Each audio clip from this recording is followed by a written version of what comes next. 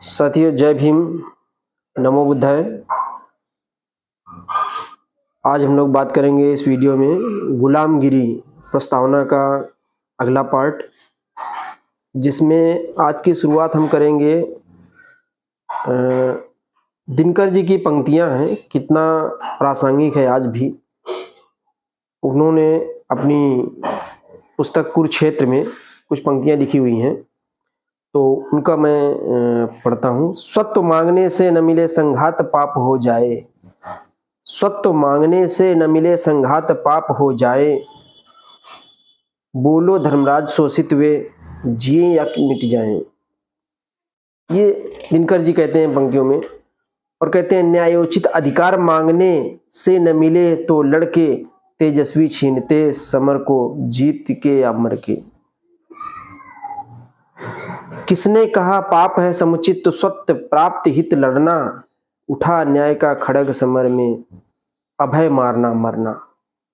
तो ये इन पंक्तियों से ये क्रांतिकारी शब्द हैं, जिनसे ये पता चलता है कि अगर किसी के साथ अन्याय हो रहा है तो वो कब तक सहन करेगा। स्वत्व मांगने से न मिले संघात पाप हो जाए, बोलो धर्मराज शोषित वे करें क्या करें, मरें या मिट जाएं या मारें।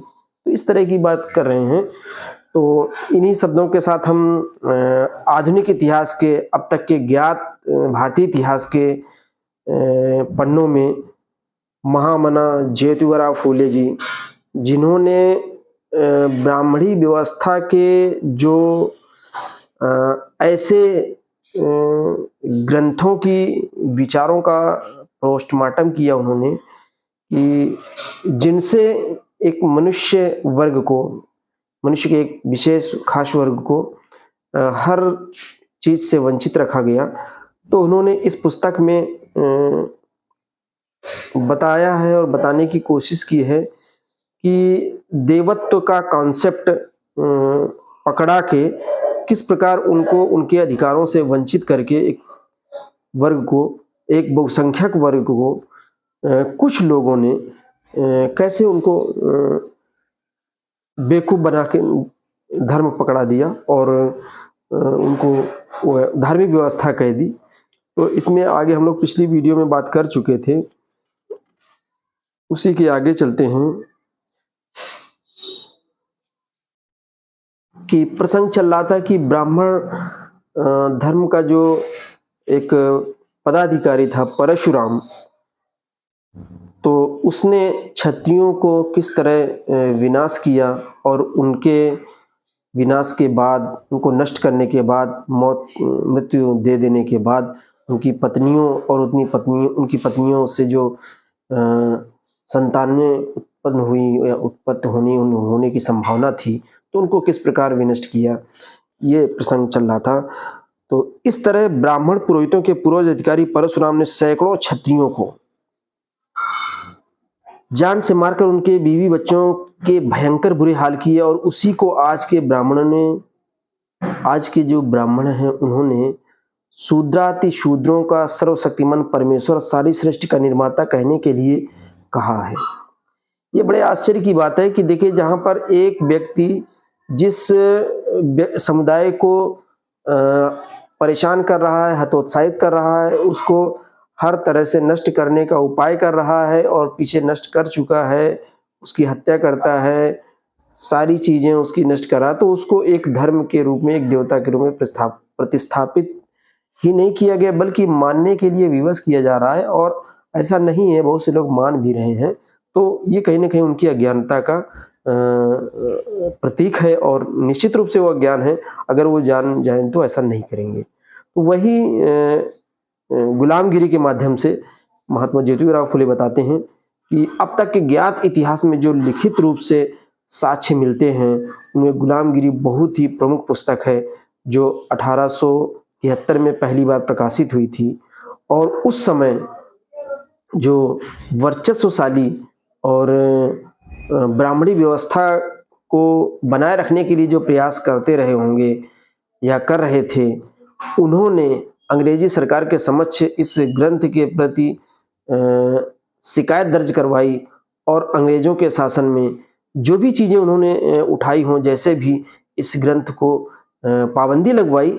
और अंग्रेज सरकार चूंकि इन सब चीज़ों से अनभिज्ञ थी, वो लोग नहीं जानते थे, बेसिक स्ट्रक्चर और बुनियादी चीज़ें भारत की वो नहीं समझ पा रहे थे अभी तक, तो सामाजिक स्ट्रक्चर नहीं समझ पा रहे थे, तो उन्होंने सोचा कि ये ग्रंथ जरूर या ये पुस्तक जरूर किसी न किसी माध्यम से एक उकसावे का काम करेगी, तो उन्होंने बैन कर दिया था। लेकिन आज़ाद भारत में जब आज भारत को आज़ादी मिली, तो फिर वो सारे बैन हटाए गए और पुस्तकों को प्रकाशित बाद में प्रकाशित और हुई, और उनके माध्यम से फिर जानकारी मिली, और आज हम लोग स्वतंत्र भारत में ये आज़ाद हैं और इन सब चीज़ों को पढ़ सकते हैं, समझ सकते हैं कि तत्कालीन भारतीय व्यवस्था में क्या स्थिति थी।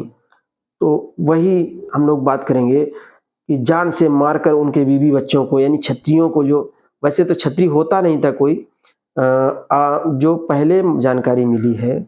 और पाली भाषा का जो शब्द था तो खेती होता था, खत्ती होता था, खत्ती मीन जो खेती कृषि करते थे, तो उनको खत्ती कहा जाता था। खत्ती से खेत बना, और खेत से संस्कृत भाषा, जब पाली भाषा का संस्कृतकरण हुआ या संस्कारित करके संस्कृत का निर्माण हुआ, तब उसको खेत को या खत्ती को खेत कहा गया, और बाद में संस्कृत में उसको क्षेत्र कहा जाने लगा।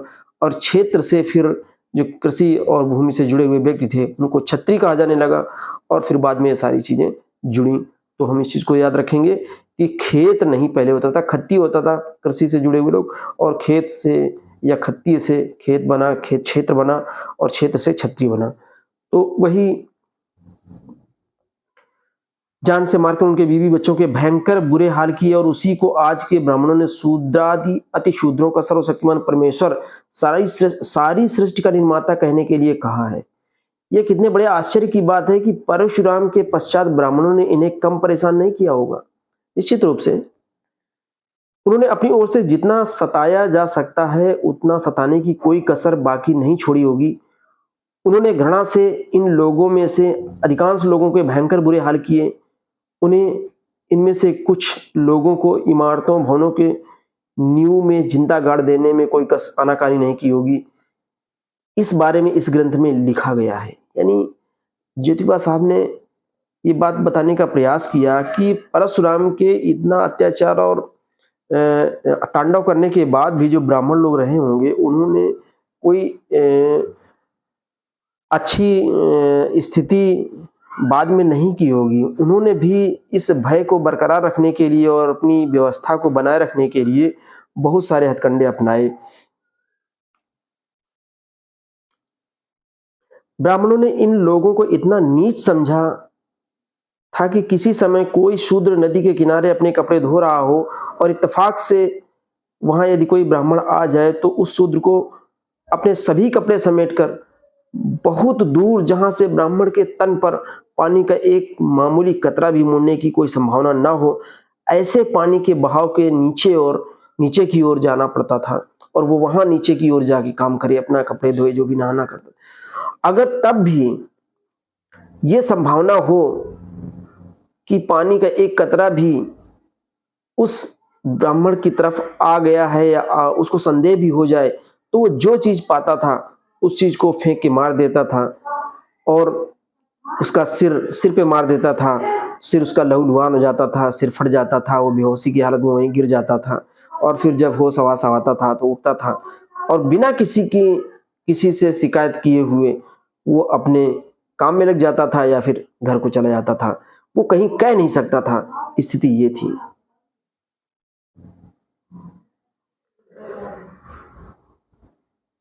तो फिर कुछ देर बाद उसे जब होश आता था तो वह अपने खून भीगे हुए कपड़ों को लेकर बिना किसी शिकायत के मुंह लटकाए अपने घर चला जाता था। यदि सरकार में शिकायत करे तो चारों तरफ ब्राह्मणशाही का जाल फैला हुआ था। करे तो करे क्या? आज भी स्थिति वही है लगभग। आप जहां जाएंगे आपकी शिकायत नहीं सुनी जाएगी। शिकायत सुनी जाएगी तो ऐसी व्यवस्था है, ऐसी व्यवस्था के अंतर्गत उन लोगों का वर्चस्व है जो आपकी द्वारा की गई शिकायत का निस्तारण जो होगा वो न्यायोचित नहीं होगा, उचित नहीं होगा। कहीं ना कहीं उस भेदभाव पूर्ण व्यवहार से ग्रसित होकर आपको सांत्वना के लिए किया जाएगा। बल्कि शिकायत करने का खतरा यह रहता था कि खुद खुद को ही सजा भोगने का मौका ना आ जाए। ऐसा होता था। अफ़सोस, अफ़सोस, हे भगवान, ये कितना बड़ा अन्याय है, ऐसा ज्योतिबा फुले साहब कहते हैं और लिखते हुए वो महसूस करते हैं। खैर, एक दर्द भरी कहानी इसलिए कहना पड़ रहा है, ये एक दर्द भरी कहानी बताते हैं इसलिए कहना पड़ रहा है, किंतु इस तरह की और इससे भी भयंकर घटनाएँ घटती थीं। ये कहानी तो एक मामूली उदाहरण सा है, इससे और भयंकर, खतरनाक, मन को विचलित कर देने वाली, झकझोर देने वाली घटनाएँ होती थीं, जिनका उल्लेख यहाँ पर नहीं किया गया है और किया भी नहीं जा सकता है। ऐसी अनेकों घटनाएँ होती थीं, जिनका उल्लेख पुस्तकों में नहीं किया गया है और करना भी संभव नहीं रहा है।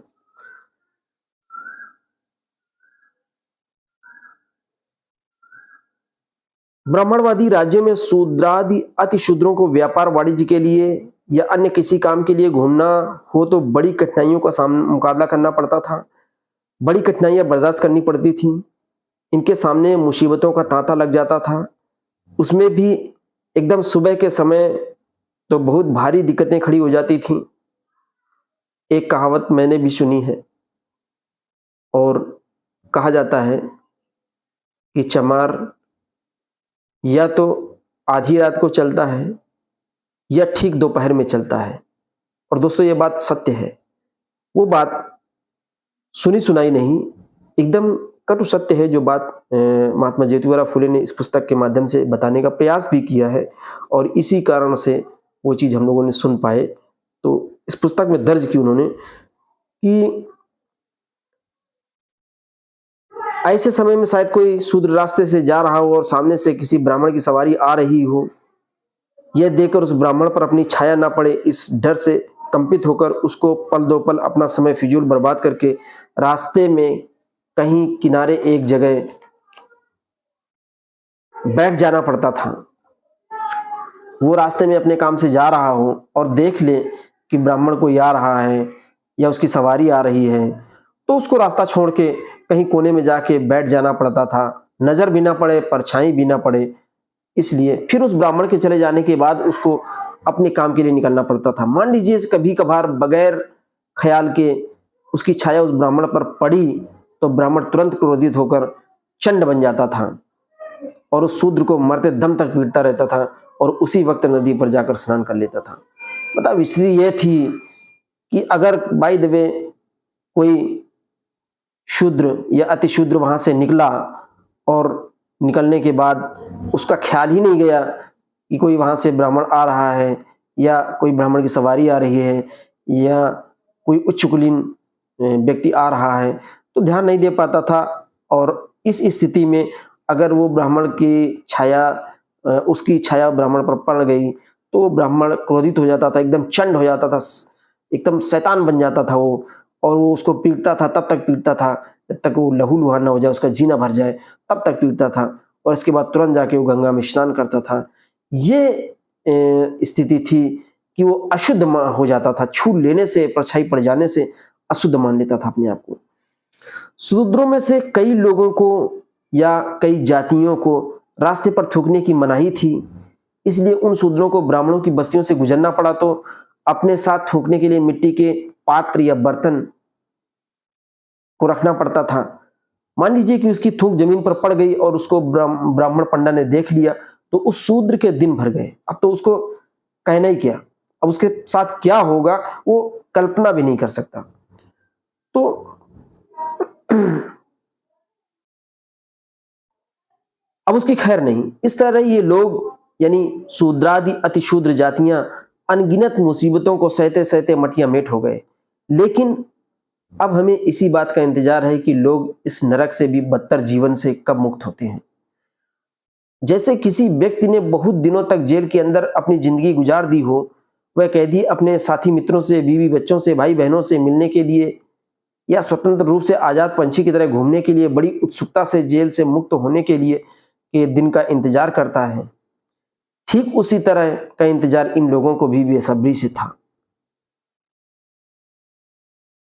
ये भी चाहते थे कि हमारे दिन कब ऐसे होंगे जैसे इन लोग को की आज़ादी है, स्वतंत्र हैं, जहाँ जी आए चलते जाते हैं, जहाँ जी आए रुक गए, जहाँ जी आए जब जी आए निकल लिया। तो बहुत बड़ा ऐसे समय की बड़ी खुशकिस्मती कहिए, ईश्वर को उनकी दया आई, इस देश में अंग्रेजों की सत्ता कायम हुई। और ज्योतिबा फुले साहब ये कहते हैं कि उनकी ये जो कामना थी पूरी हुई और भारत में अंग्रेजी सत्ता कायम हुई। क्योंकि मुस्लिम शासनकाल में जो सत्ता थी, वो बेसिक स्ट्रक्चर जो था, समाज का जो बुनियादी ढांचा था, उस पर कोई काम हुआ ही नहीं था। प्रांतीय और जनपद स्थिति और ऊपर के जो प्रशासनिक व्यवस्थाएं थी, उसमें मुस्लिम लोग और लोग काम कर रहे थे। लेकिन जो बुनियादी चीजें थी, गांव का या समाज का जो बेसिक ढांचा था, वो यहाँ के ब्राह्मण व्यवस्था के अनुसार ही चला रहे थे और वही स्थानीय शासक थे। तो इस तरह जो व्यवस्थाएं पहले से चली आ रही थीं, ब्राह्मणवादी व्यवस्थाएं और धार्मिक व्यवस्थाएं, और बहुत सारे अनेक धार्मिक ग्रंथ और काल्पनिक ग्रंथ तो मुगल काल में लिखे गए, फिर चाहे वो सूरदास हों, चाहे रामचरितमानस हो तुलसीदास की, और भी बहुत सारे ग्रंथ हैं, मुद्रा राक्षस है, अभिज्ञान शकुंतलम है, कालिदास हुए। तो इन सब ने संस्कृत भाषा में लिखिए बहुत सारे ग्रंथों की रचनाएं, बहुत सारे काल्पनिक ग्रंथों की रचनाएं, यहाँ तक कि बहुत स्मृतियां वगैरह ये सब मध्यकाल में लिखी गई और ऐसे साहित्य की रचना हुई जिससे उस समय ये समाज का ये जो शोषित और वंचित वर्ग था, ये और स्थिति इनकी खराब हुई और इनके शोषण में कमी नहीं आई बल्कि और बढ़ोतरी हुई। तो जब अंग्रेजी, वही ज्योतिबा फुले साहब कहते हैं कि जब अंग्रेजों की सत्ता कायम हुई, तब इनके दिन बदलने के आसार नजर आने लगे और उनके द्वारा ये लोग ब्राह्मण शाही की शारीरिक गुलामी से मुक्त हुए। शारीरिक गुलामी से मुक्त हुए, ये कॉन्सेप्ट देखिए, स्पष्ट रूप से कहते हैं कि इस समय तक मुक्त हुए तो काहे से? शारीरिक गुलामी से।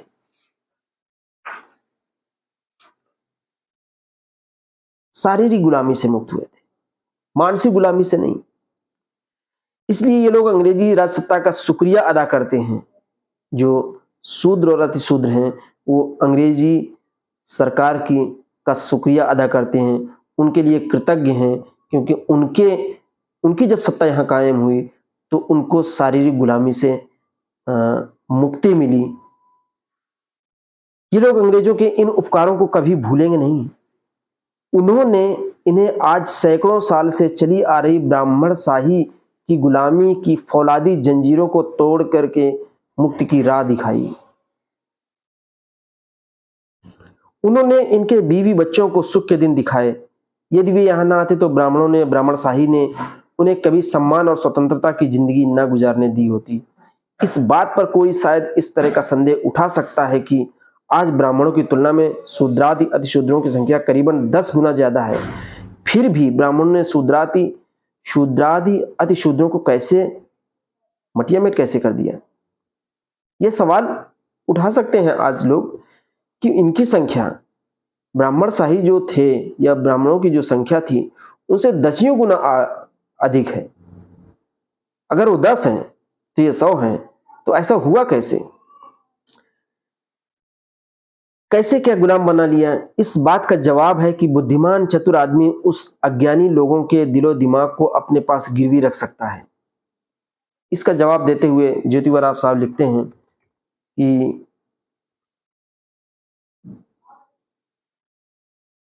जो बुद्धिमान व्यक्ति होता है, चतुर व्यक्ति होता है, वो 10 अज्ञानी लोगों को अपनी बुद्धि और अपनी विवेक से, अपनी चतुराई से उसको अपने कब्जे में रख सकता है। 10 लोगों को अपने कब्जे में रख सकता है, उन पर अपना स्वामित्व लाद सकता है। और दूसरी भी बात यह है कि वे 10 जो थे वो अनपढ़ थे। उनको अनपढ़ रखने के लिए किसी भी प्रकार की ट्रेनिंग, किसी भी प्रकार की शिक्षा नहीं दी गई है, तो वो जो चीज दूसरे बताएंगे वही चीज मानेंगे। यदि एक ही मत के होते तो उन्हें उस बुद्धिमान चतुर आदमी की दाल न गलने देते। अगर वो शिक्षित होते या कुछ समझदार होते तो विचारों में एकता होती, वो एकजुट हो जाते, लेकिन ऐसा हो नहीं पाए किंतु वे 10 लोग 10 अलग अलग मतों के होने की वजह से ब्राह्मणों पुरोहितों जैसे धूर्त पाखंडी लोगों को, उन 10 भिन्न भिन्न मतवादी लोगों को अपने जाल में फंसाने में कुछ भी कठिनाई न होती। उसी तरह शूद्रादि अतिशूद्रों को उनकी जो स्थिति थी, विचार प्रणाली मत मान्यताएं एक दूसरे से मेल मिलाप करें, इसलिए प्राचीन काल में ब्राह्मणों ने बहुत बहुत बड़ी धूर्ततापूर्ण और बदमाशी की विचारधारा खोज निकाली। वो एक ना हो पाए, इसलिए उन शूद्रादि अतिशूद्रों के समाज की संख्या जैसे जैसे बढ़ने लगी, वैसे वैसे ब्राह्मणों में डर की भावना उत्पन्न होने लगी। इसलिए उन्होंने शूद्रादि अतिशूद्रों में आपस में घृणा और नफरत की भावना बढ़ती रहे, इस बात की योजना तैयार की। उन्होंने समाज में प्रेम के बजाय जहर के बीज बोए। प्रेम का बीज नहीं बोया, जहर का बीज बोया।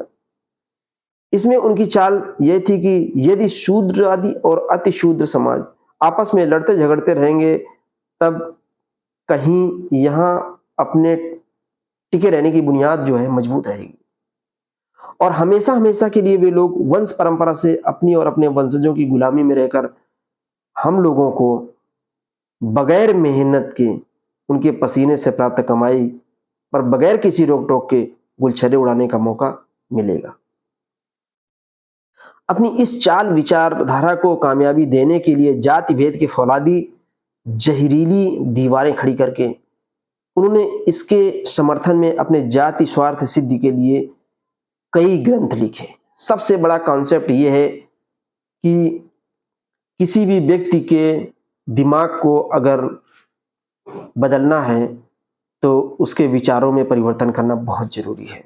और विचारों में परिवर्तन कैसे किया गया, ये इनके आज भी जो ब्राह्मणी व्यवस्था से लिखे गए सारे ग्रंथ हैं, वो एक तरफा एक ही बात कहते हैं। चाहे जिस ग्रंथ को उठा के देख लिया जाए, फिर चाहे वो वेद की क्यों ना हो, जो सर्वप्राचीन माना जाता है, ऐसा दावा किया जाता है, पुराण हो, स्मृतियां हो, उपनिषद हो, इनमें बहुत विज्ञान भरा पड़ा है। वो विज्ञान यही है कि एक खास वर्ग को कैसे वंचित रखा जाए, कैसे ईश्वर की स्थापना की गई, और ईश्वर के स्थापना से ईश्वर से कहलवाया गया कि ब्राह्मण ही देवता है, ब्राह्मण ईश्वर से बढ़कर है। ये कॉन्सेप्ट समाज में दिया गया, और इस कॉन्सेप्ट को पकड़े हुए आज भी लोग बैठे हुए हैं।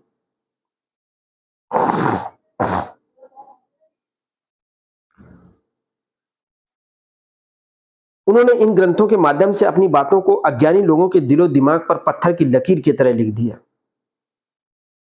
उनमें से कुछ लोग जो ब्राह्मणों के विरोध में बड़ी कड़ाई और जिद से लड़े, उनका उन्होंने एक वर्ग ही अलग कर दिया।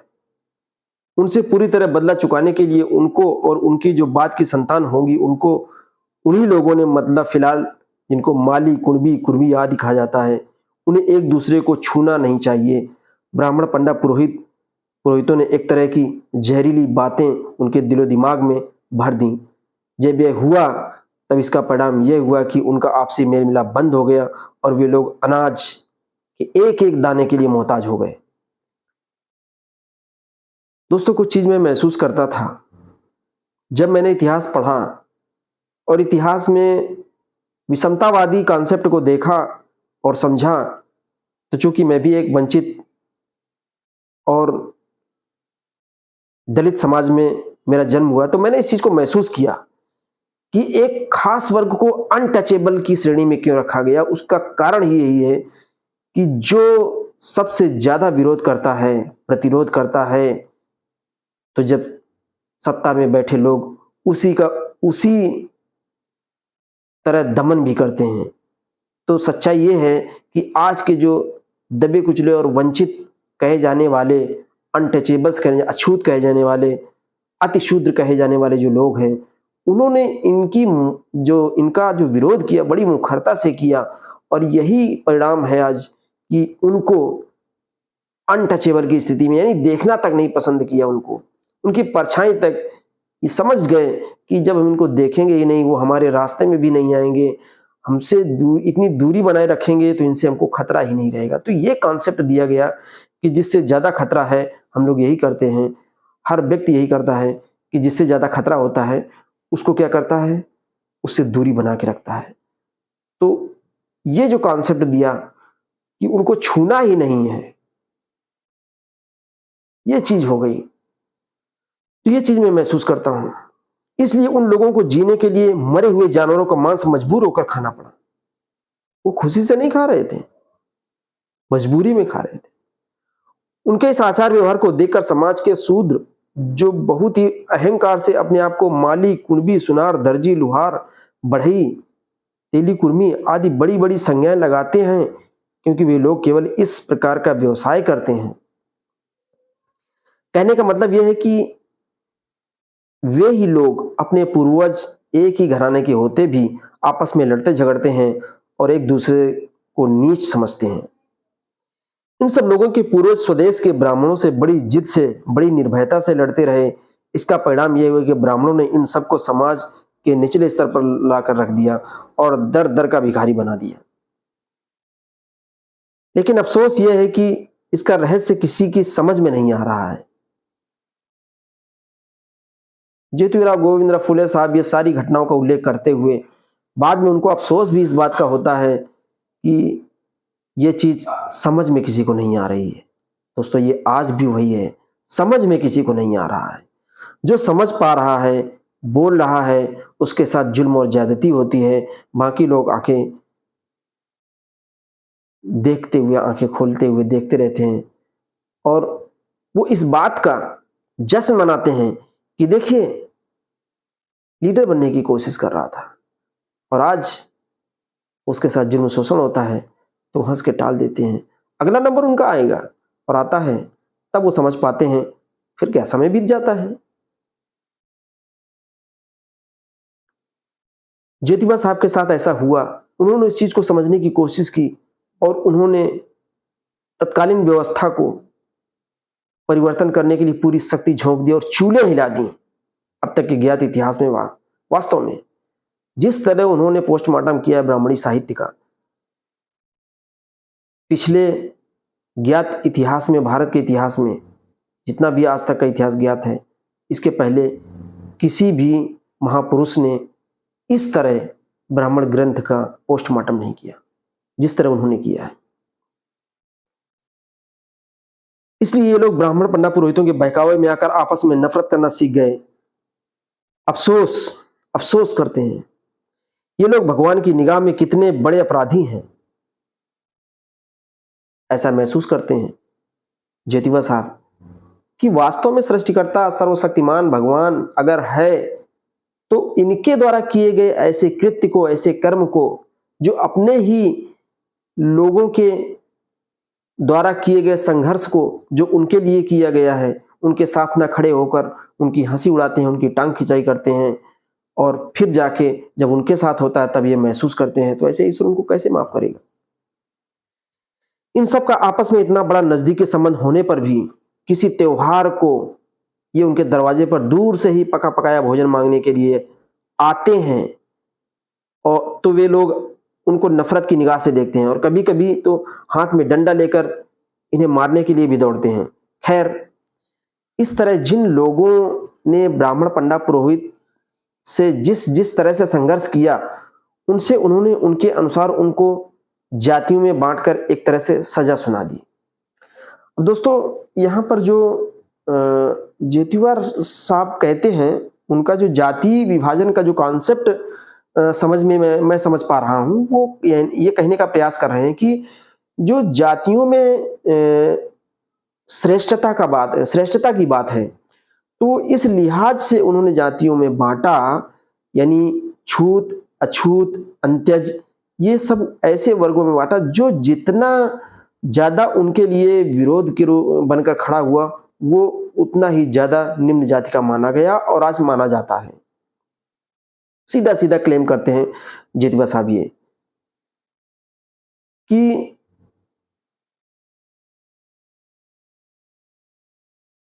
इस तरह जिन लोगों ने ब्राह्मण पंडा पुरोहितों से जिस जिस तरह से संघर्ष किया, यानी संघर्ष की भी एक डिफिनीशन है कि असेंडिंग पोजीशन में, आरोही क्रम में या अवरोही क्रम में जिस प्रकार से जातियां हैं, एक श्रेणी क्रम है, तो उन जातियों का श्रेणी क्रम भी एक कारण है जिसकी वजह से उन जातियों को श्रेणी क्रम में रखा गया है। जिसने कम संघर्ष किया उसके साथ वो आज मिलके खड़े हैं, जिसने ज्यादा संघर्ष किया उसको अछूत मानते हैं, छू नहीं सकते हैं। वो सीधा सीधा संबंध ये है कि उस समय बदलने वाली व्यवस्था में जो जितना भागीदार था उसको उतना ही उन्होंने दूर कर दिया। आज की जो जाति व्यवस्था है वो श्रेणीकरण इसी कॉन्सेप्ट पर चली है।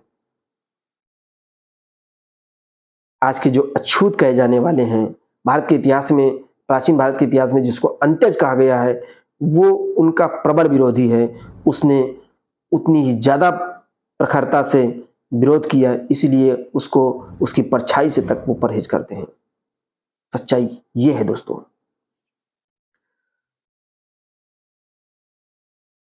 जब से ब्राह्मणों ने शूद्रादि अतिशूद्रों में जाति भेद की भावना को पैदा किया, बढ़ावा दिया, तब से उन सभी के दिलो दिमाग आपस में उलझ गए और नफरत से अलग अलग हो गए। ब्राह्मण पुरोहित अपने षड्यंत्र में कामयाब हुए।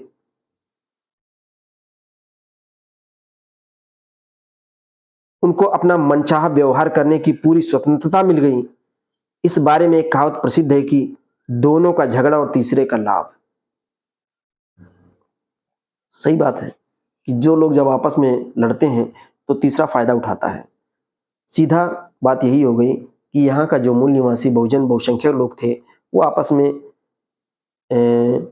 षड्यंत्र के शिकार हुए और वो आपस में उलझ गए और विभिन्न जातियों, उपजातियों और वर्गों में बंट गए और उससे फायदा एक खास वर्ग को हुआ। वो अपनी श्रेष्ठता, जन्मजात श्रेष्ठता स्थापित करने में कामयाब हो गया और वो आज भी कामयाब है, आगे भी इसी तरह वो कामयाब रहेगा, क्योंकि आज भी ऐसी व्यवस्था के पोषक एक वर्ग नहीं, अनेकों वर्गों द्वारा प्रोत्साहन मिलता रहता है। तो सामाजिक विभाजन की जो विषमतावादी व्यवस्था है वो आज भी कायम है और कायम रहेगी, अगर लोग नहीं समझते हैं तो। क्योंकि जो समझता है वो उपाय करता है और जो उपाय करता है वो विरोधी हो जाता है, और विरोधी के साथ वो लोग कैसा व्यवहार करते हैं इतिहास इस बात का गवाह है, साहित्य बताता है। आज इस किताब को पढ़कर हम ये जान पाते हैं कि कैसे जो खड़े हुए उनको कैसे बांट दिया गया, खत्म कर दिया गया। तो ये सारी चीजें हैं। संक्षेप में ऊपर कहा ही गया है कि इस देश में अंग्रेज सरकार आने की वजह से शूद्रादि अतिशूद्रों की जिंदगी में एक नई रोशनी आई। ये लोग ब्राह्मणों की गुलामी से मुक्त हुए, यह कहने में किसी भी प्रकार का संकोच नहीं है। ब्राह्मणों की गुलामी से मुक्त हुए। हम लोगों को इतिहास में यह पढ़ाया गया कि भारत अंग्रेजों का गुलाम था, भारत मुस्लिमों का गुलाम था, लेकिन कभी यह नहीं पढ़ाया गया, कभी इतिहास इस बात का खुलासा नहीं करता है कि वैदिक व्यवस्था के तहत यहाँ के लोगों को गुलाम बनाया गया, एक वैचारिक व्यवस्था के तहत यहाँ के लोगों को गुलाम बनाया गया। वास्तविक इतिहास क्यों नहीं पढ़ाया जाता? नहीं पढ़ाया जाता। वैदिक काल कब था, वेद किसने लिखे, वेदों में क्या है, ये विज्ञान है। तो खैर वो अलग बात है। आज हम ये लोग ब्राह्मणों की गुलामी से मुक्त हुए, ये कहने में किसी भी प्रकार का संकोच नहीं। फिर भी हमको ये कहने में बड़ा दर्द होता है कि अभी भी हमारी इस दयालु सरकार ने, अंग्रेजी सरकार के बारे में कह रहे हैं महात्मा जी द्वारा फूले साहब उस समय की, कि शूद्रादि अतिशूद्रों को शिक्षित बनाने की दिशा में गैर जिम्मेदारीपूर्ण रवैया अख्तियार करने की वजह से ये लोग अनपढ़ ही रहे हैं।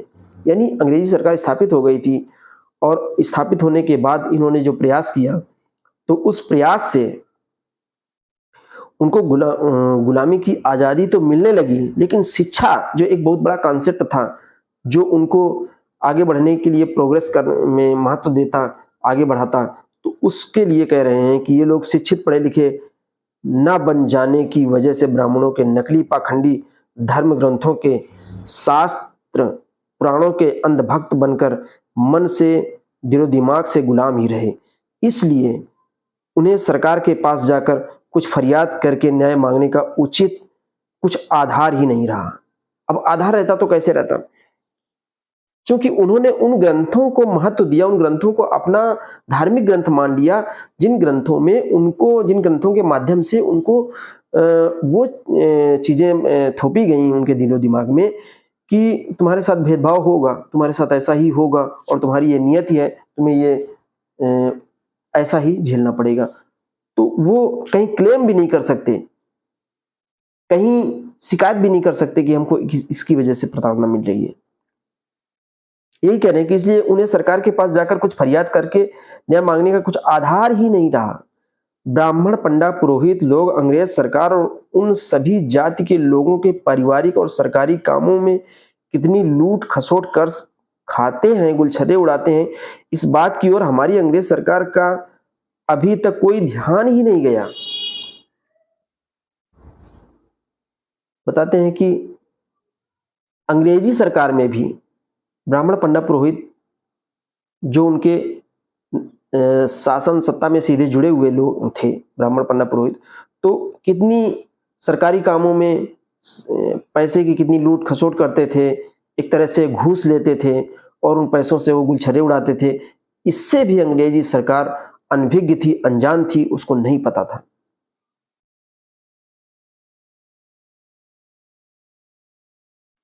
इसलिए हम चाहते हैं कि अंग्रेज सरकार को सभी जनों के प्रति समानता का भाव रखना चाहिए।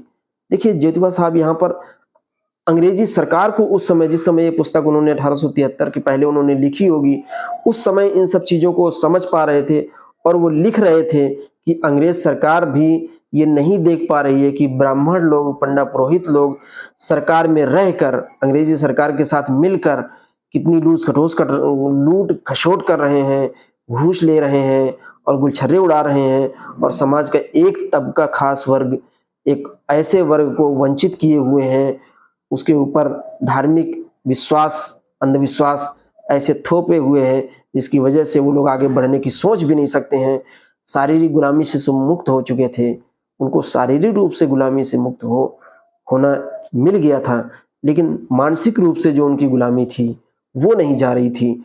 उसके लिए कहते हैं कि सरकार को ध्यान देना चाहिए, अंग्रेजी सरकार को ये योजना बनानी चाहिए, एक सजेस्ट करते हैं कि इसलिए हम चाहते हैं कि अंग्रेज सरकार को सभी जनों के प्रति समानता का भाव रखना चाहिए और उन तमाम बातों की ओर ध्यान देना चाहिए जिससे शूद्रादि अति शूद्र समाज के लोग ब्राह्मणों की मानसिक गुलामी से मुक्त हो सके। कितनी बड़ी बात कहते हैं उस समय कि ऐसी व्यवस्था बनाना चाहिए। इस प्रकार का सजेशन देते हैं अंग्रेजी सरकार के लिए इस पुस्तक के माध्यम से कि उन्हें ऐसी योजना बनानी चाहिए जिससे शारीरिक गुलामी से तो मुक्त हो चुके हैं, मानसिक गुलामी से भी मुक्त हो सके। तो इसका वो सीधा सीधा कह रहे हैं कि कहीं ना कहीं शिक्षा जो है वो उस तबके तक जानी चाहिए जिससे वो इस मानसिक गुलामी से, इस मानसिक प्रताड़ना से, इस मानसिक जो प्रतिबद्धता है, बंधन है, उससे मुक्त हो सके। अपनी सरकार से हमारी यही प्रार्थना है कि इस किताब को लिखते समय मेरे मित्र विनायक राव बाजी भंडारकर और शम राजनलिंगु आदि ने मुझे जो उत्साह दिया उसके लिए मैं उनको बहुत बहुत धन्यवाद देता हूं। ज्योतिबा गोविंदराव फुले। तो साथियों, इस वीडियो के माध्यम से मैंने गुलामगिरी का प्रस्तावना का पठन किया और जानकारी शेयर की। कमेंट करके मुझे जरूर बताइएगा कि ये जानकारी कैसी लगी। और मैंने कोई अपनी तरफ से बातें नहीं बताई हैं, इसमें जो चीज मैंने पढ़ी है, समझी है और उसको शब्द गोविंदराव जी की फुले की ही है। अगले टॉपिक में ये जो उन्होंने पूरा जो है ब्राह्मण धर्म की छत्र छाया में गुलामगिरी, सभ्य अंग्रेजों के राज में ज्योतिबा राव और ढोंडी राव, ये मिलिंद पन्हो जैसा लिखा गया था, प्रश्नोत्तर के रूप में लिखा गया है। तो आगे 16 जो परिशिष्ट है, 16 पार्ट है, इसमें हर पार्ट के विषय में हम लोग बात करेंगे और जो प्रत्येक पार्ट को मैं आपके समक्ष प्रस्तुत करूंगा। कोशिश करूंगा कि क्लियरिटी रहे, स्पष्टता रहे और जो उन्होंने बताने का प्रयास किया है मैं वही बताऊं, इसके अलावा अन्यथा कुछ नहीं। तो साथियों, इस वीडियो को सब्सक्राइब कर लीजिए और चैनल को सब्सक्राइब कर लीजिए और वीडियो को देखिए। आपको अगली जानकारी के लिए अगला वीडियो मिलेगा आपको, तब तक के लिए धन्यवाद।